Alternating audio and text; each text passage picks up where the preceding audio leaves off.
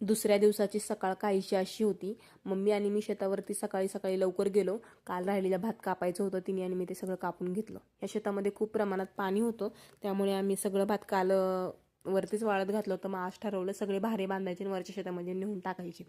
तिकडे नेऊन ते थोडंसं दुपारपर्यंत वाळून दिलं आणि दुपारनंतर ते झोडून घेतलं. आम्ही पहिलं कधी भातशेती करत नव्हतो ॲक्च्युली, म्हणजे हे लोक. आम्ही लग्नानंतर पहिल्यांदाच भातशेती केली. यांनी वयाच्या 28 वर्षामध्ये कधी भातशेती केलीच नाही. आम्ही लोक कोणाला ते अर्ध द्यायचं, मग ती लोक आम्हाला अर्धा अर्धा भात द्यायची. पण यावर्षी बोलले चला आपण करूया. मम्मी पप्पांमुळे हे सगळं शक्य झालं मला, आणि सोयाबीन आमच्या मोठ्या ताईंमुळे शक्य झाली. त्यांनी खूप प्रमाणात मला हेल्प केली. आणि नेक्स्ट टाईम नक्कीच आम्ही एकटं एकटं करायचा प्रयत्न करू. त्यानंतर सगळं झोडून घेतलं, उपणून घेतलं आणि रास लावून घेतली. भात भरायची वेळ आली आणि भात राशीला नारळ फोडून घेतला. आमच्याकडे तशी पद्धतच आहे, राशीला नारळ फोडायचा आणि नंतर भात भरायचं. मम्मीला शेतामध्ये एक खेकडा भेटलेला. त्यानंतर मग घरी आलो ना, असं संपवला दिवस. तर बाय.